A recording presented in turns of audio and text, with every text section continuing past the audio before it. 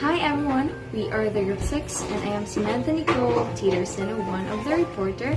And before we begin with our topic for today, we must start with a game. So this game is called Fix One Word. And I know you guys, or some of you guys is familiar with this.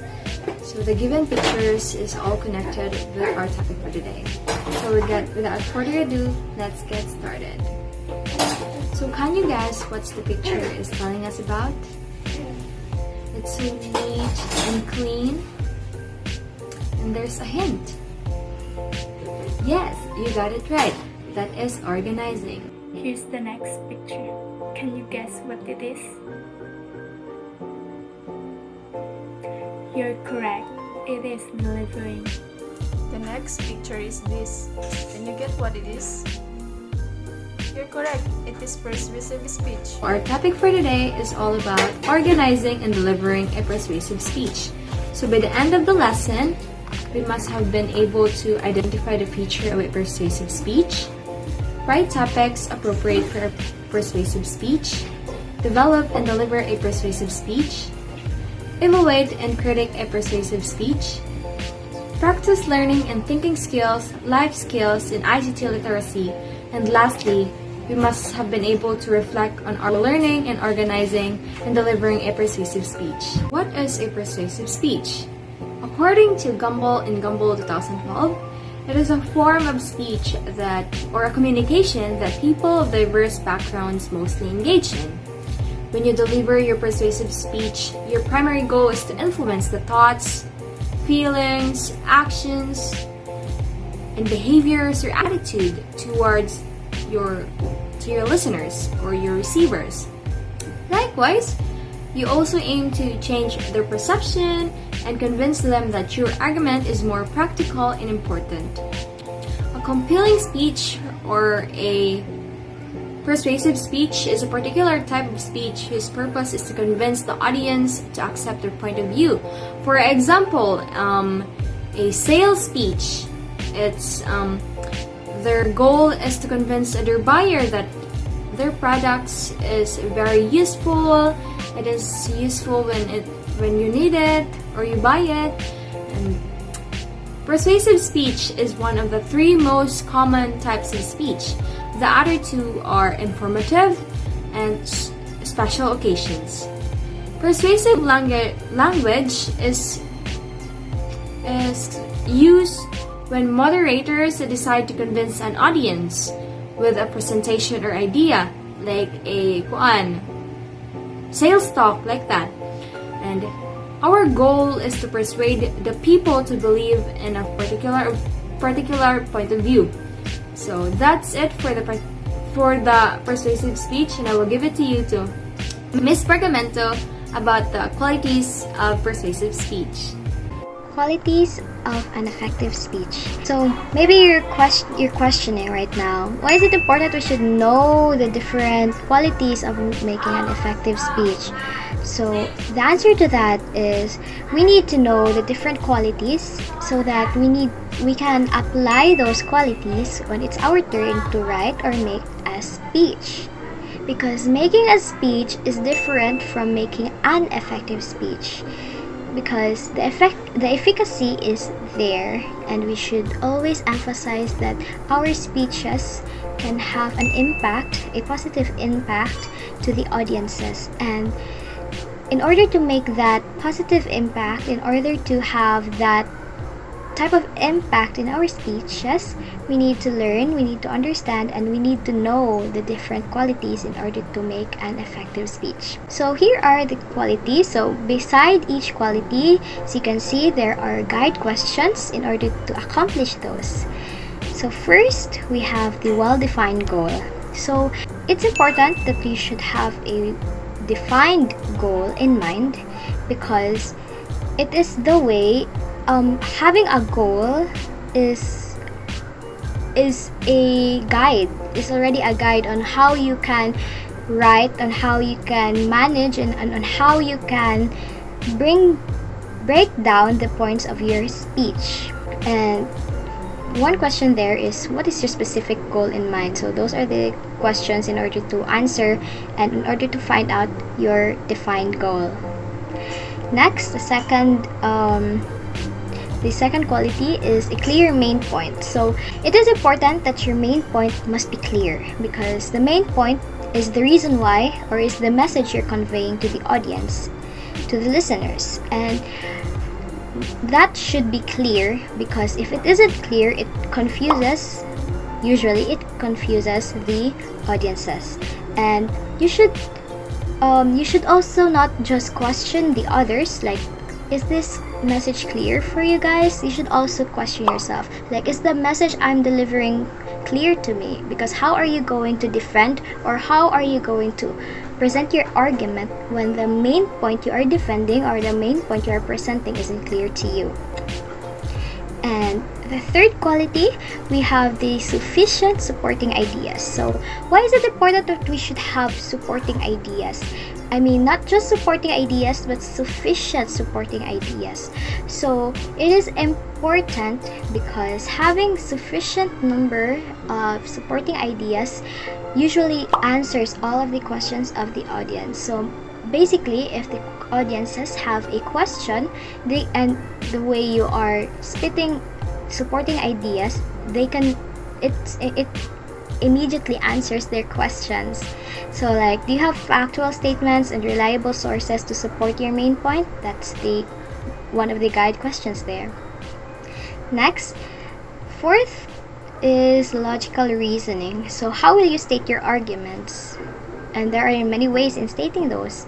Will you use any of the following? Deductive, inductive, casual, analogy.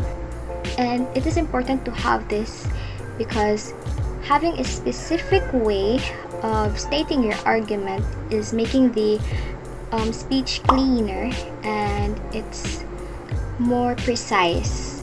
Yes.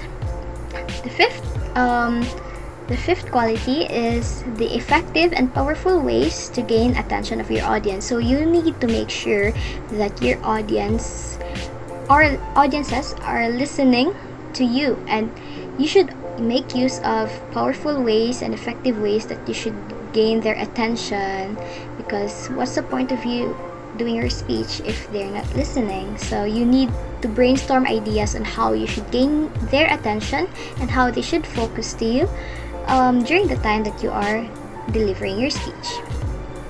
Next, compelling ideas to make your target audience feel and think. Make sure that the way you deliver your speech, you should always have this certain impact to them that will make them realize, oh, this guy is making sense. This guy isn't making sense. Why does he not make sense? Why does he make sense? Why do I think that they're right? Why do I think that they're wrong? That should be the mindset of the audiences whenever they're listening to your speech. Because in that way, you can literally say that they're listening, that you have their attention, and that they are thinking, and that they are understanding and comprehending your speech. And lastly, salient motives to target the salient needs to your audience. So you should have sneaky but effective ways in order to target the needs of your audiences. So make sure that your speech has the seven qualities in order to know that this speech you're delivering, or this speech that you're making, is effective. So let's proceed to the types of speech. The first type of speech is the speech that questions facts. And this type questions the existence of a particular event or happening.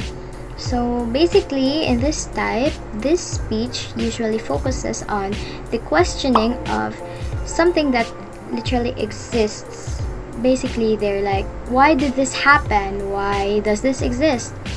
And I have an argument, I have a reason, I have a speech for that. So that's usually what this type is about. The second type is the speech that questions value. This type focuses on questions of value regarding topics on the self, family, friendship, religions, government, freedom, love, and money, among others. And this type is more of the this type of speech is more of a speech that usually presents based on the connection to the self, family, friendship, and usually it revolves around the human beings or the people around you, and it revolves to the environment you're in. It revolves around the environment you're in.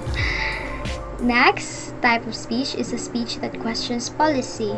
So this type of speech questions the current state of things which can impact the future. So this type of speech usually questions if this happened, it usually states like, if this happened today, it can affect the future. If you are going to conduct this experiment, then something might happen in the future, like this, like that. And here's a speech on why I don't want you to continue. So that's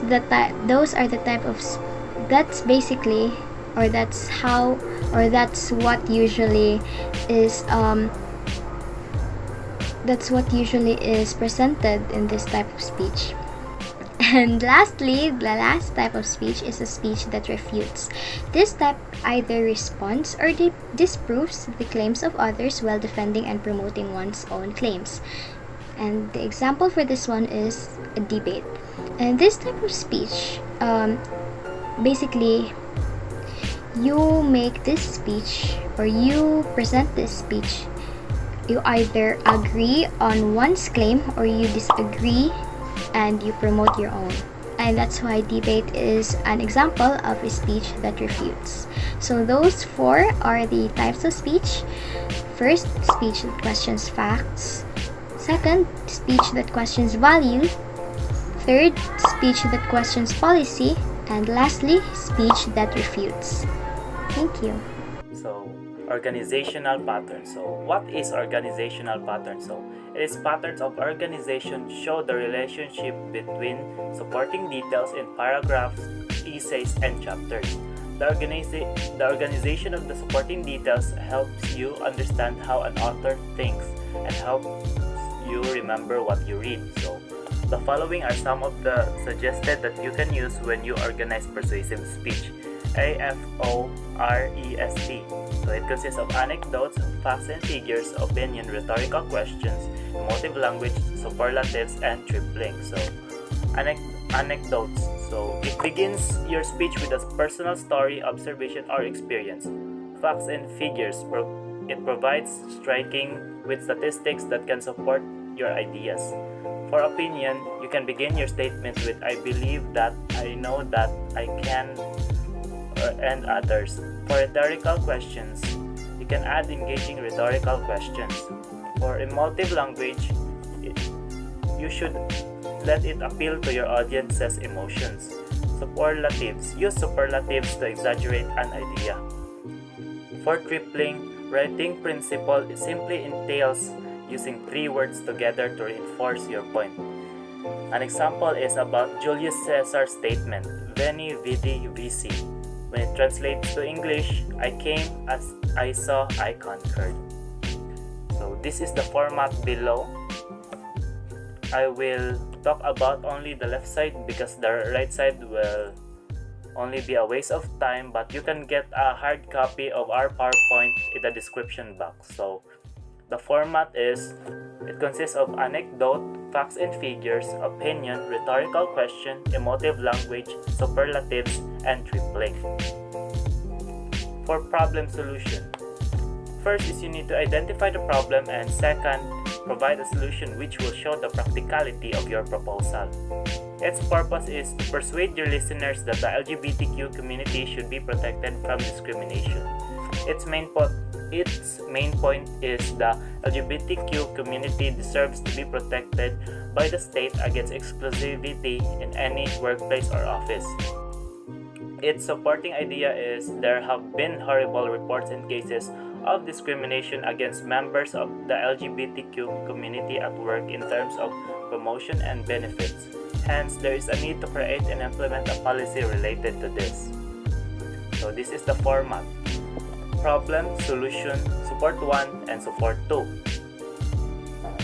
For problem, cause, solution, first is you need to identify the problem. Second is analyze the root cause of the problem. Third is provide a solution to the problem. Its purpose is to persuade your listeners why the state or government needs to be converged with the private sector in maintaining and protecting national heritage sites. Its main point is preserving our national heritage sites such as century-old churches, theaters, and other artifacts is the least priority of the government. So they should be tie up the private establishments to maintain these historical places. Its supporting idea, one can observe that these sites are losing their historical and cultural value. So the format is this one. So problem, on the left side it has problem, root cause, support 1, solution, and support 1. For comparative advantages, you need to identify the problem. Second is present at least 2 solutions to the problem. Third is compare the two in terms of practicality and feasibility. So its purpose is to persuade your listeners why there is a need for a political reform. Its main point is politics in the Philippines is very dirty. Supporting idea, there have been a lot of anomalies and illegal transactions going on in the political system. So this is the format below about comparative advantages. So on the left side it has problem, solution 1, support 1, support 2, and solution 2.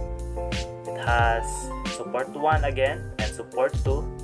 And for comparison, support 1 and support 2. So for Monroe's motivated sequence. So Alan Monroe. Who is Alan Monroe? He is a professor from Purdue University. He created an outline for making speeches based on the psychology of persuasion.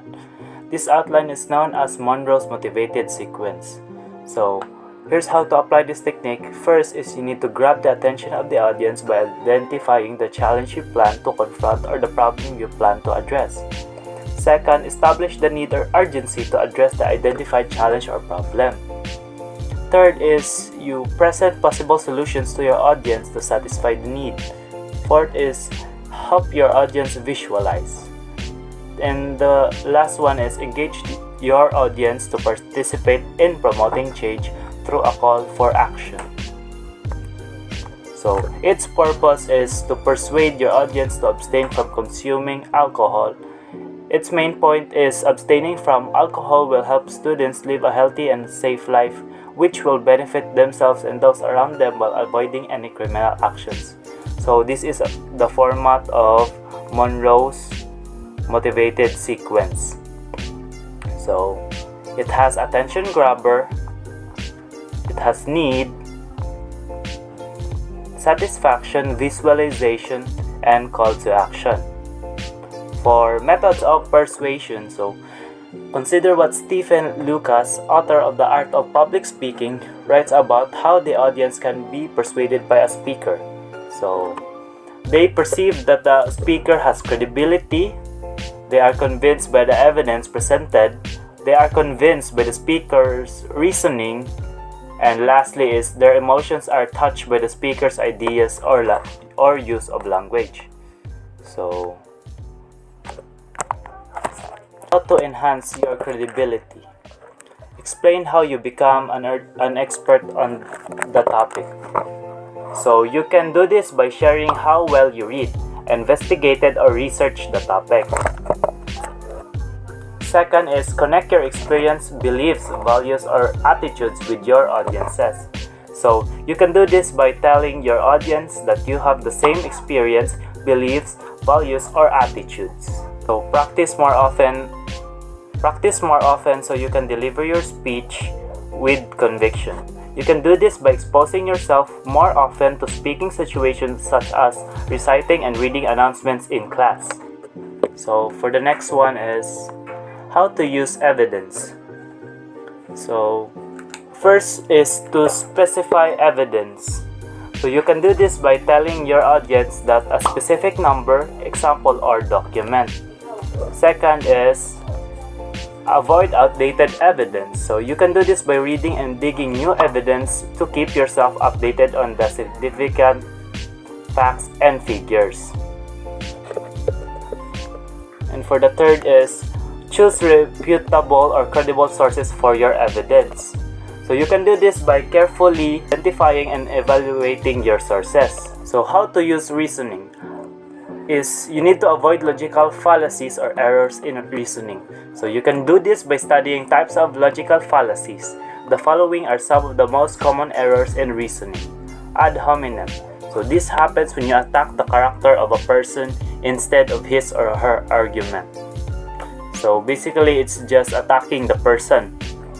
For circular argument, this happens when the idea of a stated argument is repeated. So how to avoid that is do not repeat the argument, instead prove it. False analogy. So this happens when two things which might be alike in some respects are compared and assumed to be similar in other ways. So how to avoid false analogy? First is to look at the characteristics, features, or components of two people or objects closely to see whether they can really be compared or not. False authority. This happens when a statement of someone who is not an expert in the field in question is being used in an argument. So how to avoid false authority?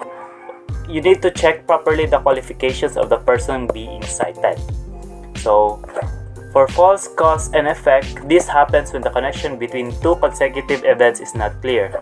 How to avoid false cause and effect is to clarify the connections between events by explaining their backgrounds clearly. Hasty generalization. So this happens when a conclusion is drawn from insufficient evidence. How to avoid hasty generalization is provide enough pieces of evidence before making any conclusions. So red herring. This happens when the answer does not address the question. How to avoid red herring is do not avoid opposing arguments. Instead, address them properly.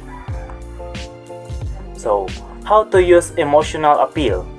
First is you need to internalize what you are saying. So,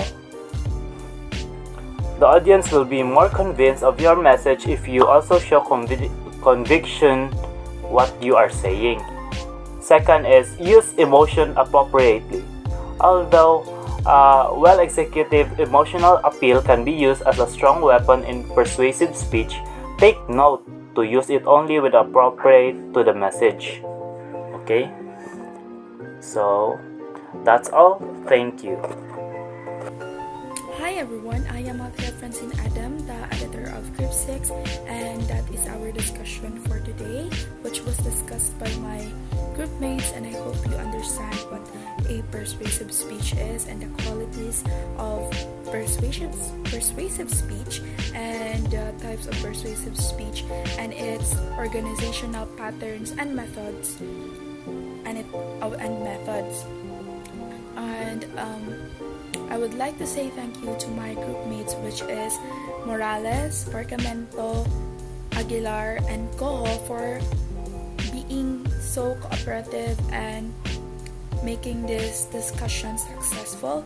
And I would also like to say thank you to all of you who is watching this video for making it to the very end, which is like gitiwas dyan yung video, gipamina dyan yung discussions, and so I'm very thankful for that because like you have appreciated our effort. Di man pasabot sa mga wala nakatiwa sa video, wala na appreciate, pero like I'm grateful na inyong gitiwas.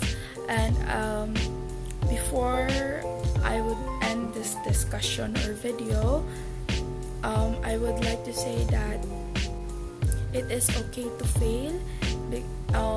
Don't ayaw paguna-una na if you fail once dili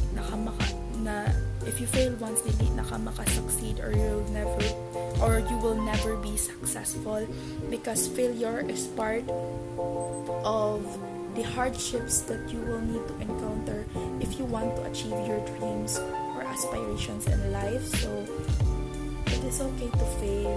It is part of our lives, manjod. Like, we cannot avoid hardships, especially if we're not privileged to have like other people's life, like nailain na they were born to have a privileged life, which is dili pa na naaana. So it is okay to fail. It doesn't make you less of a person. It doesn't make you weak or even stupid, as they say sa mga uban.